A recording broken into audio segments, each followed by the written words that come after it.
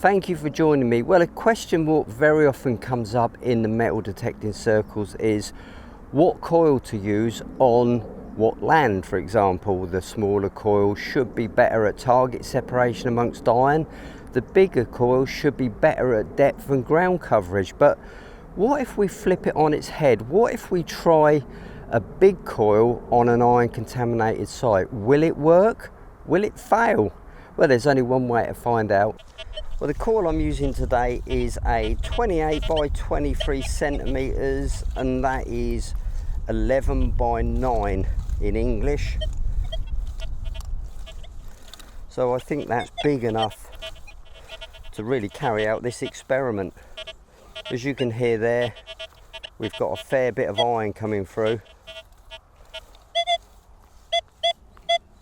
and the odd good one. Target ID of, I don't know, 64. I've got a bit of EMI coming in there, can you hear that? That's easy sorted. Long press, and there's your EMI meter. Whoa, a lot going on there. What's that all about? That's settling down, look. I know what that is. That's my phone's not in aeroplane mode.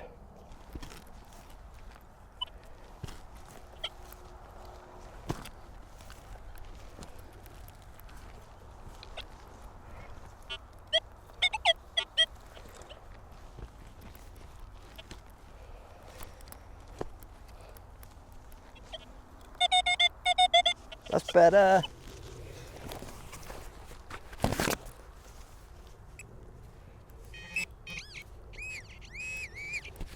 you know what, if you've got any ideas what that is, why not post in the comments below, because I'm finding quite a few of these, and so is Dan. It'd be interesting to know what they are. I don't think they're modern. That was an easy target, wasn't it? We want to try and find some difficult ones in amongst that iron.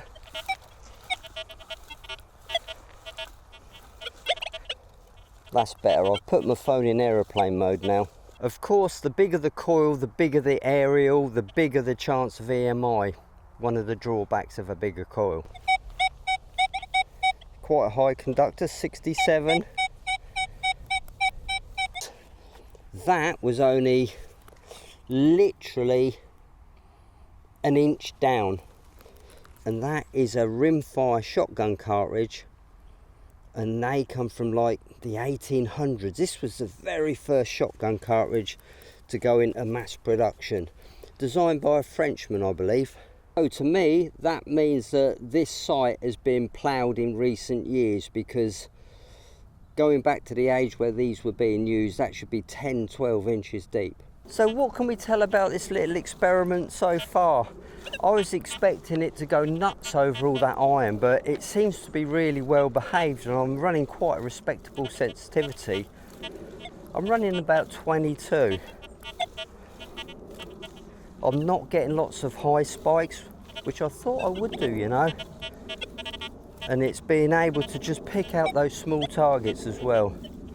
I'm using a hybrid two-tone on this Rutus, what I always do, and I can post a link to that video at the end of this one. But so far, I think it's pretty good. This is the busy patch now.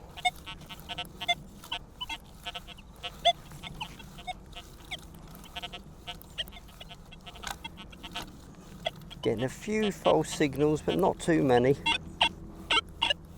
Iron.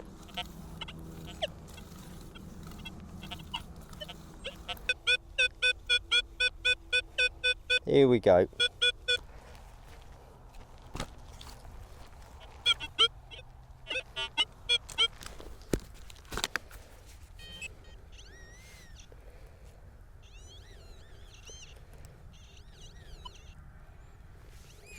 It looks to me like a coin. Yes, it is a coin. Don't think there's a great deal on it, to be fair with you. But interesting depth. That was quite a good sound, wasn't it? A good screamer. And it was about 9 inches down, I'd say, perhaps 8.5, 9 inches. So we've got a little more gas under the pedal, shall we say. If you were wondering how much this Rutus Versa costs, £699 from Detecnicks. So you're getting a lot of metal detector for your money there. It's got some pretty unique features.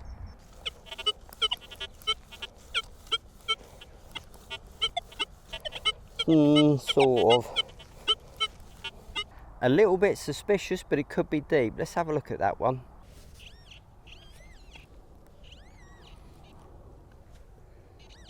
Wow, that is small.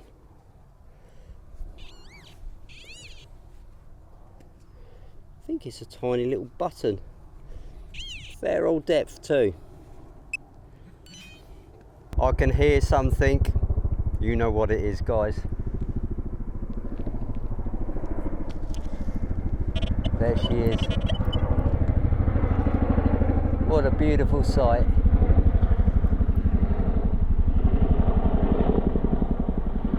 I wonder if he's looking down on me saying, look at that YouTube scrub wasting his life. He's probably right. So what do you think of this Rutus Versa? I absolutely love it. I think it's a dynamic little machine. Although I'm not sure I've got the right coil for this site. So why don't we put a smaller coil on it and see how it compares?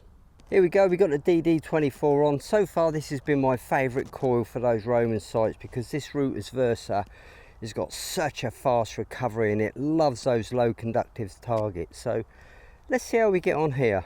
Setting up this Rutus Versa is really easy. It's literally switch on and go once you've sorted out all your custom sounds and things like that. Ground balance, no, so just press it once and we're good to go. That is it. So what am I expecting from this little coil? Do you know what? I'd like to give you a definitive answer, but I really don't know how it will compare against that bigger coil. And that's the honest truth, and that's what we're here to find out.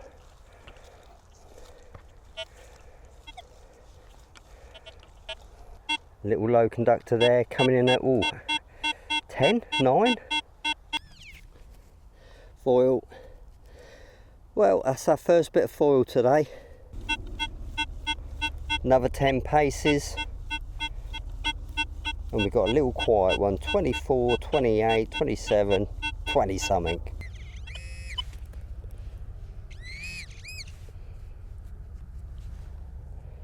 Well, it's either half of a coin or half of a button.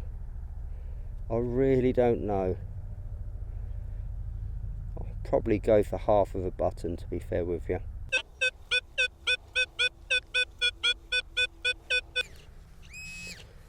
That is, whoa, it's a little coin. Well, it's quite a big coin actually. Well, that's our first coin with a little elliptical coil, but there's one thing which is straight away become apparent. Just there is my bag. I've probably edited a lot of this out to shorten it, but my bag is just there. Can you see it? And I've walked from there to here and I've had 3 targets. So this little coil is certainly sniping out the targets. Whether it's just luck or not, I don't know. Little nervous 22 there.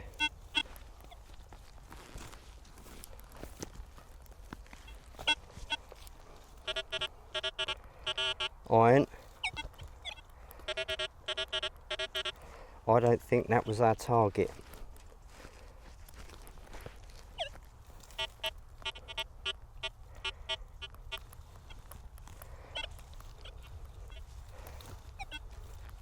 Let's go a little bit deeper.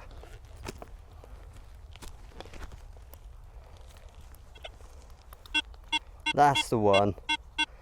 Tis a little button. Target there.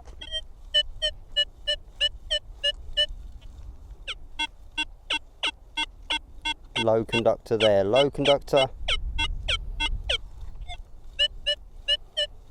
High conductor. Let's have a look at this one first. It's a coin. It's a really thin one. Again, worn, nothing on it. Probably about 7-8 inches down perhaps. Look at this visual EMI meter. We've got a train coming past in a minute.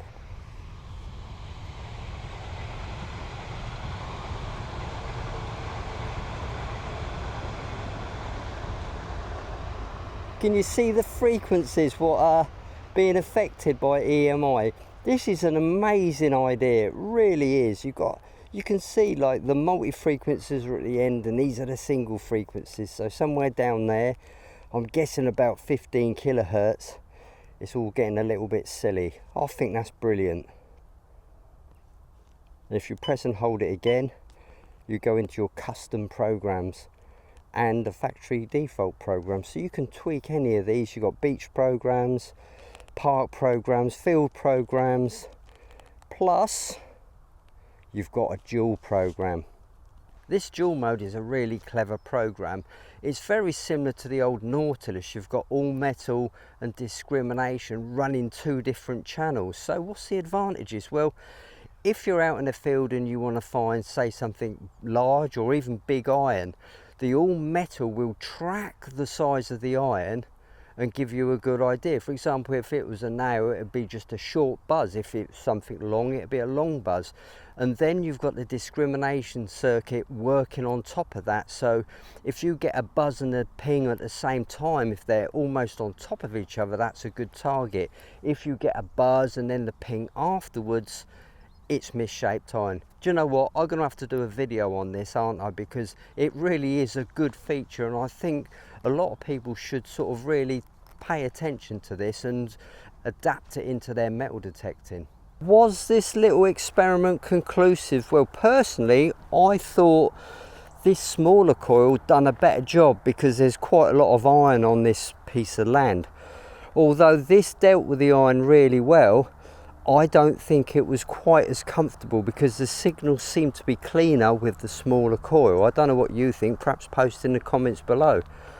So in answer to the original question, can you use a bigger coil in amongst iron? Well, the answer is yes, but perhaps you could do a little bit better by putting a smaller coil on. However, I think this coil is really going to come into play when we're looking for deep targets with less iron about and using that dual mode. So I think that's a video for the very near future. Well, if this has brought you any entertainment or value, why not give us a like or even subscribe? I'd be really honoured, and I'll see you on the next video. Bye for now.